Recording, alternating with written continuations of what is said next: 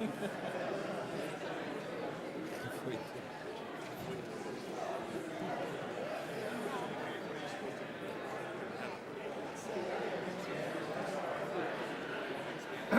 be talking about the Bruins too, though.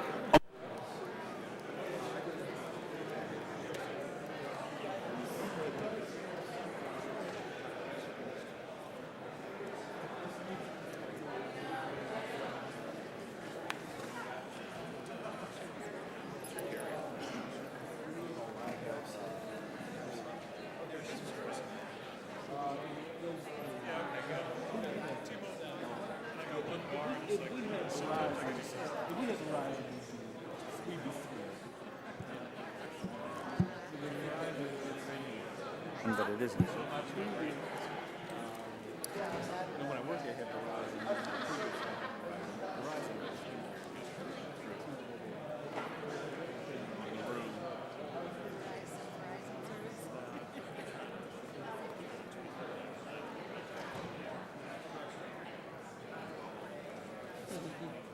yeah, I get a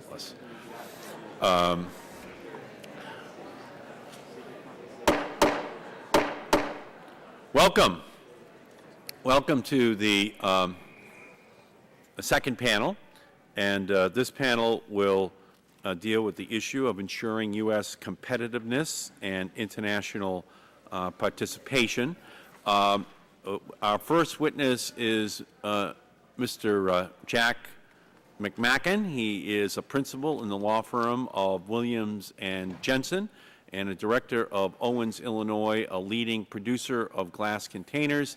He is here today on behalf of the Energy Intensive Manufacturers Working Group on Greenhouse Gas Regulation. We welcome you, Mr. McMacken. Whenever you are ready, please begin. Thank you, Mr. Chairman. The Energy Intensive Manufacturers Working Group on Greenhouse Gas Regulation appreciates this opportunity to testify today. I am Jack McMacken, a principal in the law firm of Williams & Jensen, and I have served for 15 years as a director of Owens, Illinois. OI is headquartered in Perrysburg, Ohio, and it is the world's leading producer of glass containers. As the subcommittee is aware, our group was formed early last year for a limited but important purpose: to engage constructively with members of Congress, the environmental community, labor, and all interested stakeholders to attempt to solve the economic and environmental problem that is known as carbon leakage or job leakage. Our focus has been exclusively on the Inslee-Doyle type grant of free allowances or allowance value rebates. Since I appeared before the subcommittee last month, our working group has expanded. We include representatives of all of the traditionally recognized energy-intensive sectors, as well as companies from smaller sectors that our work has identified as subject to leakage. Our members include AK Steel, Alcoa, Corning, Cliffs Natural Resources, Dow, Wholesome US, NewPage Corporation, Nucor, Owens Corning, Owens Illinois, PPG, Rio Tinto, Terra Industries, U.S. Steel, and Weyerhaeuser. Much has changed and much progress has been made since last month. The upshot is that we are more convinced than ever that the leakage problem can be adequately addressed in climate legislation. Since our earlier testimony, Congressman Inslee and Doyle have introduced a new and strengthened version of their anti-leakage bill, and the discussion draft, in turn, has adopted much of the Inslee-Doyle mechanism. As a result, the discussion draft contains a structure that can work. That said, the draft also leaves critical decisions unmade and critical issues unfinished. The success of the anti-leakage provision hangs in the balance. Before turning to what we view as the two most important remaining issues, let me briefly mention one of the draft's key advances. The discussion draft, like the new Inslee-Doyle bill, has adopted a principled, data-driven mechanism for determining which sectors or subsectors should be eligible for anti-leakage allowances. Industries meeting specific energy intensity and trade intensity levels would be presumptively eligible, and others may make individual showings. This was a mechanism we advocated. We believe it is a major advance and that it brings a reasonable level of certainty as well as fairness to the process. Now for the two key remaining issues. The first is funding of the provision with an adequate number of allowances. The discussion of draft, of course, is silent on this issue. My written testimony updates in some detail our submissions to the committee on this critical issue. In short, we believe the provision requires in the range of 850 to 900 million allowances. That represents about 16% of the allowances in the discussion draft's highest year, its fifth. The second issue is the phase down or termination of the anti-leakage allowance program. The solution to the problem cannot be phased out or terminated before the underlying problem of regulation-caused production cost disparity is solved, and the underlying problem will be solved only when other countries producing energy-intensive materials adopt climate change legislation that imposes on their industries costs comparable to what the ACES bill would impose on ours. We believe that the Inslee-Doyle bill is very close to creating a workable mechanism to govern phase down and termination of the provision, but that the ACES bill has yet to do so. Chairman Markey, I would like to mention one final other matter, an issue upon which you in particular have shown persistent leadership, and that's recycling. Use by energy-intensive industries of recycled materials in lieu of raw materials produces enormous savings in energy and even greater reductions in carbon emissions. Greater because not only combustion emissions, but also process emissions are greatly reduced. Those of us in the packaging industry, for instance, can make a bottle or a can out of recycled bottles or cans with a fraction of the carbon emissions. Yet we cannot get enough recycled materials. We urge you to include muscular effective provisions in the bill to enhance the opportunities for all energy-intensive industries to obtain and make use of recycled materials. In summary, Mr. Chairman, we commend you and all who have worked so hard to make possible the remarkable progress on the anti-leakage provisions, and we very much look forward to cooperating with you in any way that we can. Can I have the next? Thank you, Mr. McMacken, very much. Our second witness is back again. We welcome you, sir. Rich Wells. He serves as Vice President of Energy for the Dow Chemical Company. He has also has a lead position in management of Dow Chemical's global advocacy activities in the areas of climate change and energy policy. He was appointed to the Michigan Climate Change Action Council in 2008. We welcome you, sir. Whenever you're ready, please begin. Could you turn on your microphone, please? I apologize. I appreciate the opportunity to provide our views on the competitiveness provisions of the American Clean Energy and Security Act.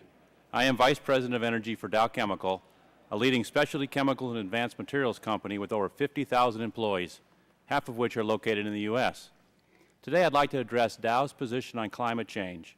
As a member of U.S. Climate Action Partnership, or USCAP, Dow supports enactment of environmentally effective, economically sustainable, and fair climate change legislation. As a representative from an energy-intensive and trade-exposed sector, I'd like to give you a glimpse into what the chemical industry is doing to save Americans energy and reduce their greenhouse gas emissions. Since 1990, the U.S. chemical industry has achieved energy efficiency gains of 28%. At Dow, that number is 38%.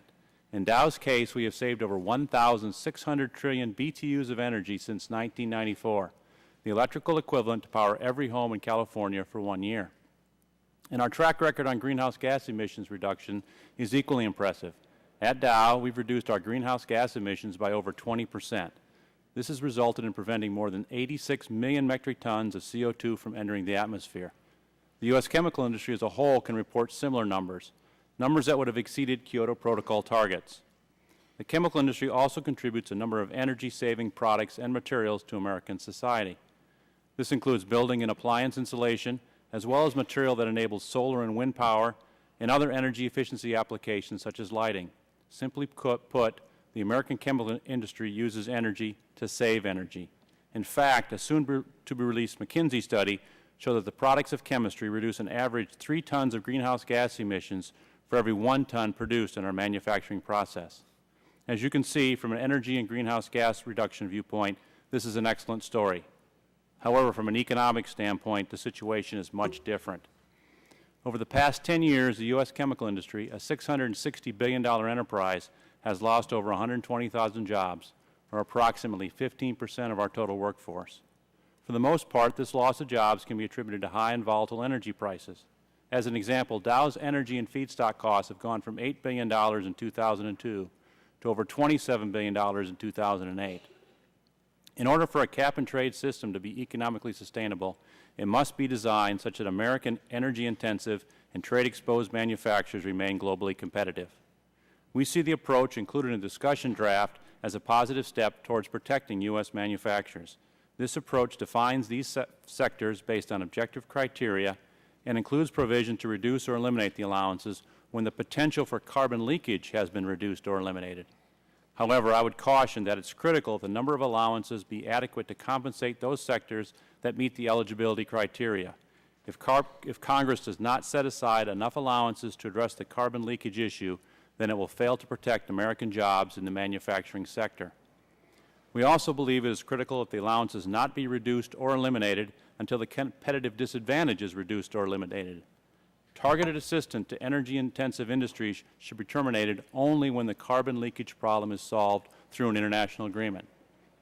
In addition to the provisions that pertain to energy-intensive and trade-exposed sectors, other provisions in the bill also would impact the competitiveness of U.S. manufacturers. For example, the bill would provide compensatory allowances to companies that use fossil energy as a feedstock material rather than as a fuel source. Unfortunately, this provision is unworkable in its current form, and we recommend that it be modified to ensure that non-emissive uses of fossil energy are properly compensated. Dow also recommends changes to the bill to avoid excessive fuel switching from coal to natural gas in the power sector. These changes would include establishing a trigger price for the release of additional allowances and offsets from the Strategic Reserve to avoid the so-called dash to gas. In conclusion, Congress should pass energy and climate change legislation that maintains the competitiveness of U.S. manufacturers as we transition to a low-carbon economy. I thank you for the opportunity to speak today, and I look forward to your questions. Thank you. Thank you, Mr. Wells, very much. Now, let us welcome Tom Conway, the International Vice President of the United Steel Workers. He has been in the steel business since 1978. Since working with the United Steelworkers, he has been involved in most of the major collective bargaining efforts within the United States steel industry. We welcome you, sir. Thank you. Good afternoon. On behalf of the members of the Steelworkers, I'd like to thank Chairman Waxman and Markey and the committee for holding the hearing, and in particular recognize your leadership and the hard work you're doing crafting difficult climate policy that will ensure the competitiveness of U.S. workers and our industries. My name is Tom Conway. I'm the Vice President of Steelworkers Union. The USW has long been a leader in the labor movement on environmental issues, and we support the advancement of a climate policy. Our members work in nearly every sector of the economy. We produce a wide range of products, including paper, glass, cement, chemicals, aluminum, rubber, and, of course, steel.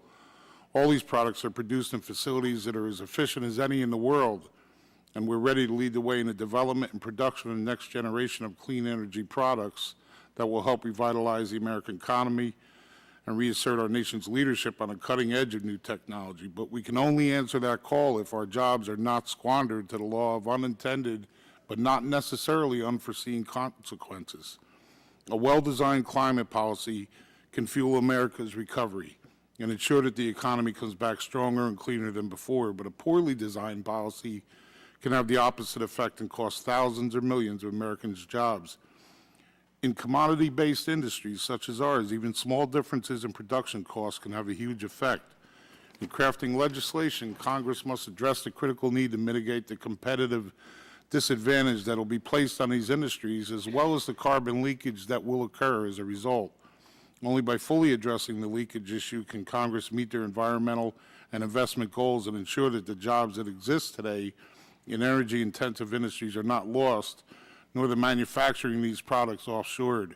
Failure to fully address these issues not only endangers our recovery from the current recession, but will likely result in making the problem of climate change worse instead of better. For the purpose of time, I'm going to get straight to our suggested improvements to the competitiveness provision, but ask that members refer to my full testimony, which I've submitted for the record. One of the most delicate balancing acts in designing an economy-wide climate change policy is properly constructing transition assistance to specific industries that develop clean energy process and products. We're keenly aware of all the concerns, such as quantity, time length of assistance, and windfall profits associated with this assistance. And from that perspective, the Inslee-Doyle approach of tying allocations or rebates to output is the best and most effective allocation system that's been proposed to date, as eligibility is targeted very narrowly to those industries which demonstrate a high energy intensity profile and a potential for significant competitive disadvantage. However, while an allocation system such as output-based rebate system seeks to mitigate the cost differential between domestic and international products by reducing the effective cost of compliance for domestic producers, it is not designed to completely eliminate that differential. In the discussion draft, manufacturers in covered sectors or subsectors would be rebated 85% of the sector average carbon cost of producing each covered good. This rebate level would not only penalize the worst performers in a sector, but would impose an unrebated cost and a competitive disadvantage on a majority of companies in these sectors. As long as that differential exists at any level, a commensurate amount of leakage will be unavoidable. Therefore, the rebates must be coupled with a border adjustment to equalize carbon costs if the carbon leakage issue is to be fully addressed and Americans' environmental and economic goals achieved.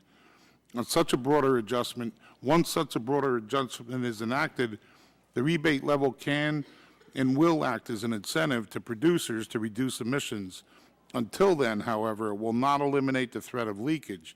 In the interim, we must ensure that these cost pressures do not effectively destroy critical sectors of the economy until the full extent of the competitiveness program can be implemented.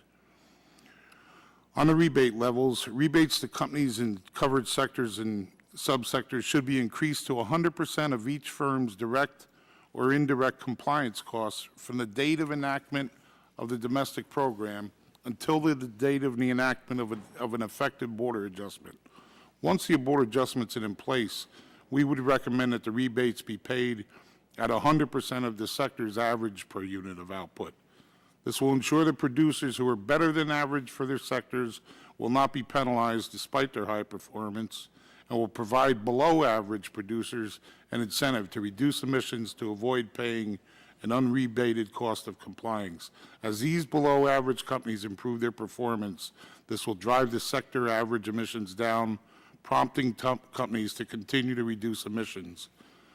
A border adjustment should be enacted as quickly as possible. Although we're aware of the arguments that suggest some period of time is necessary before it can be done to allow for negotiation of an international treaty and to meet UN international obligations.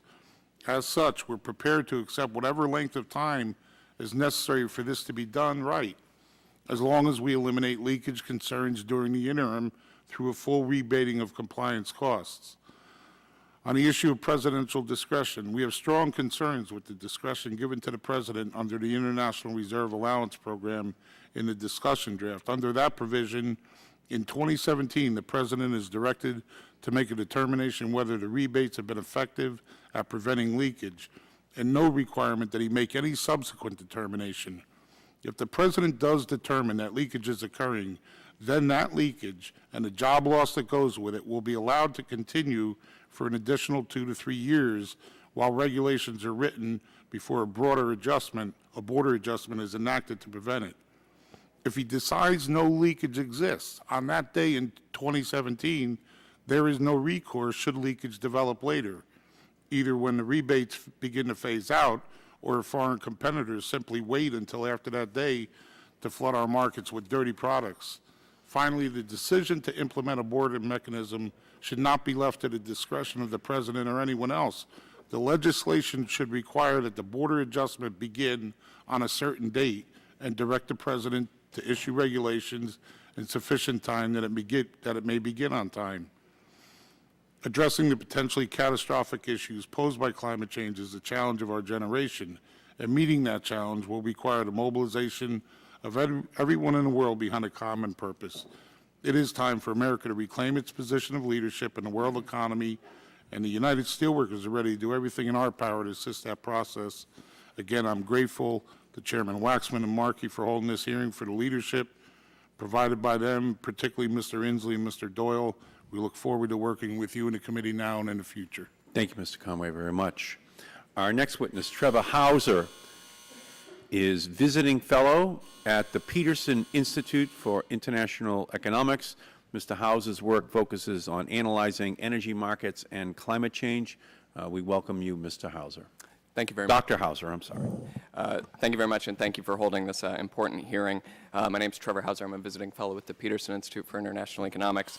In conjunction with the World Resources Institute, we published a book last year called Leveling the Carbon Playing Field, and have been actively engaged in this issue of how to ensure that U.S. climate policy doesn't undermine U.S. competitiveness, and it's my honor to be here speaking on that topic before you today. I would just like to point out before I start that my comments are those of my own, not of the Peterson Institute. Climate policy will impact the competitiveness of the U.S. economy in several ways, and our ability to maximize the upside and minimize the downside breaks down to roughly 4 factors. The first, our ability to create a level playing field for carbon-intensive industries, the topic of this hearing today, but it's not limited to that, of course. It's our ability to capture opportunities in low-carbon technology, reduce dependence on imported foreign oil, and catalyze improvements in productivity more broadly. I'm going to focus my comments on the first, as that's the topic of this hearing, but it's important to keep in mind that the impact of climate policy on trade-exposed carbon-intensive industries is just one component of broader U.S. economic competitiveness. The bill before you today reduces emissions, U.S. emissions, along the lines necessary at a global level to avoid the catastrophic impacts of climate change, and I commend you for that effort. It also puts the U.S. in a leadership position for international negotiations. But as the outcome of those negotiations remains unclear, it's appropriate that we think about ways to prevent aggressive action here at home from undermining the competitiveness of our industry and risks that it would force industry to relocate, thus undermining the effectiveness of climate policy here at home. In our work looking at trade-exposed carbon-intensive industries that are vulnerable to leakage, we find that it's a limited group of industries accounting for about 0.5% of U.S. employment and 1.5% of U.S. GDP. Now, I don't say those numbers to say that leakage isn't a challenge. It's to say that it is a manageable challenge and one that we can deal with affordably through allowance revenue within the context of a broader bill.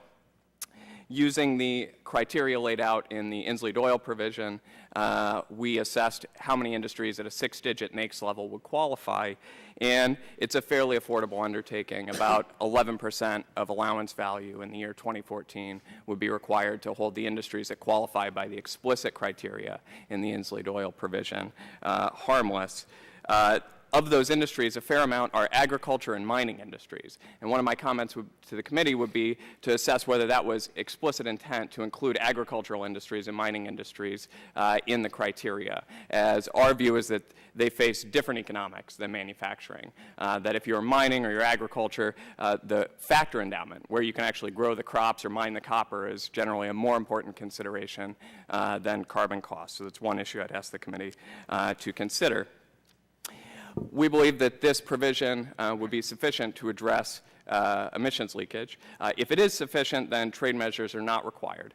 If it is not sufficient and trade measures are required, what's important is that to the extent that a price is put on imported goods, that's discounted by the amount of support that we provide for our domestic industries. It's critical that we don't double pay our industries through domestic support and adjustments at the border. That's important because it's a violation of our trade commitments, but also because it would set a bad precedent for other countries to do the same, to outwardly subsidize their industries under climate policy. The more important question, I think, is what this transitions to. Domestic supports are transitionary measures, and I think everybody on this panel would agree that the goal ultimately is to get to an international agreement that can effectively address emissions leakage. I think what's important in thinking about this legislation is how it can inform that process and how it can be specific about what types of international agreement would be necessary to phase out output-based rebating here in the U.S. I think that in the draft so far, there's been some vagueness there, and I think that bears clarification. let me turn and make a couple comments about the international environment. We've moved a long way from where we were in 1997, and the outlook for a global agreement, I would say, is good. But that doesn't necessarily mean the same commitments by all different countries, right? Europe is going to reduce emissions more aggressively, likely, than here in the U.S., and countries in the developing world are going to reduce emissions less aggressively than we are. Now, from an environmental standpoint, that's okay, as long as we all get to the same 2050 endpoint. But that means different carbon prices for a transitionary period, which has impacts for trade-exposed carbon-intensive industries. Now, over the long term, we can deal with that through a harmonized carbon tax globally or through linking cap-and-trade systems. But as we get that infrastructure set up, we'd like to see, coming out of international negotiations, some specific commitments on key industries, among other major producers, to level the playing field.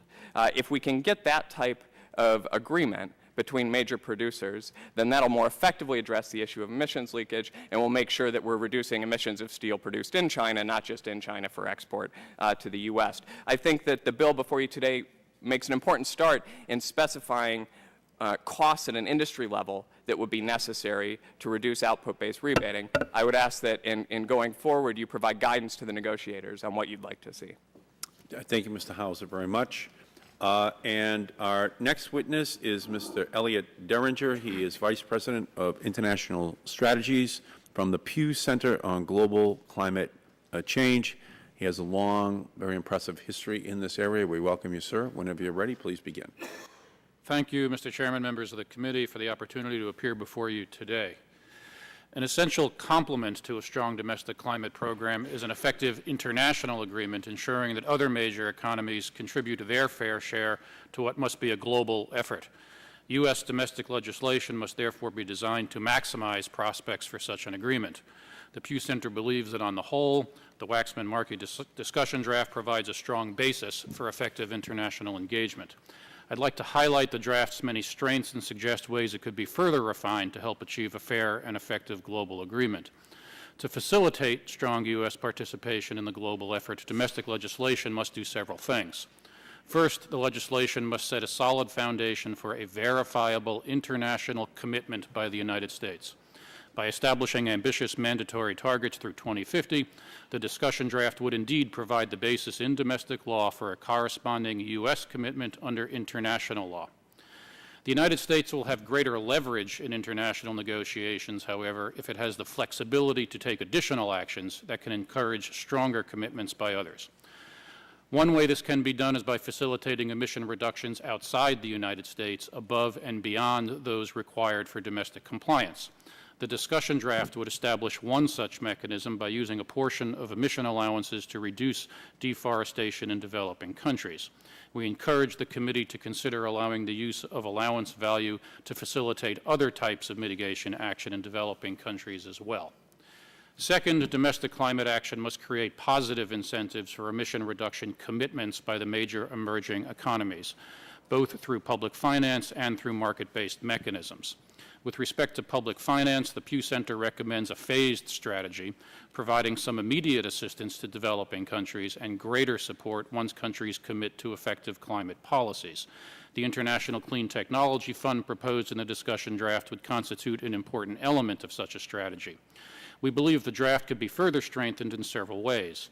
It should authorize immediate appropriations for two purposes. First, to support capacity building activities in developing countries, and second, to fulfill the United States pledge to fund the World Bank's new Clean Technology Fund. For the longer term, the legislation should designate a portion of allowance value for sustained support for technology deployment. As proposed in the discussion draft, this support should be conditioned on a recipient country's ratification of an international climate agreement. With respect to market-based approaches, the Pew Center strongly supports the use of international emissions offsets, both as an incentive for developing country action and as a mechanism to contain costs in a U.S. cap-and-trade system. We believe the offset provisions of the discussion draft would provide a strong incentive for developing countries to assume reasonable climate commitments. Importantly, the draft would recognize credits issued by an international body under a new climate agreement. This would enable the United States to influence the redesign and reform of the existing clean development mechanism or the design of a new international crediting mechanism. Third, domestic climate legislation must dedicate resources to help poor, vulnerable countries adapt to the impacts of climate change. The draft would establish a stronger framework for delivering direct bilateral assistance, and importantly, it would reserve 40 to 60% of the support available for U.S. contributions to an international adaptation fund. To help secure a strong climate agreement, the legislation must establish a clear, predictable, and sustained source of funding for these efforts. The Pew Center strongly supports designating an appropriate portion of allowance value for these purposes. Fourth, domestic climate legislation must facilitate the linkage of the United States emissions trading system in a global greenhouse gas market. We believe the discussion draft would lay the necessary foundation for linkage to other market-based systems. By recognizing allowances from programs establishing sectoral targets, it would provide another important incentive for stronger efforts by countries not yet prepared to take on economy-wide targets. Finally, domestic climate legislation must include transitional measures to address potential competitiveness risks to energy-intensive trade-exposed industries. The discussion draft takes a very sound approach to managing these risks. The use of output-based rebates as proposed would address the transitional competitiveness concerns likely to arise under a cap-and-trade system while maintaining the environmental integrity of the program and providing an ongoing incentive to producers to improve their performance. Critically, the draft contemplates the use of unilateral trade measures only as a last resort and only if the President determines that the rebate program has not been effective. This preserves trade measures as an option but defers their use to allow a reasonable period to assess the efficacy of the rebate program and to achieve effective international agreements. In conclusion, Mr. Chairman, the Pew Center believes that with modest improvements, the Waxman-Markey discussion draft would effectively position the United States to lead efforts toward an equitable and effective international agreement. I look forward to your questions. Thank you, Mr. Derringer, very much. We have been notified that there are 7 roll calls on the floor of the House. We have 3.5 minutes for the members to go over to make these votes.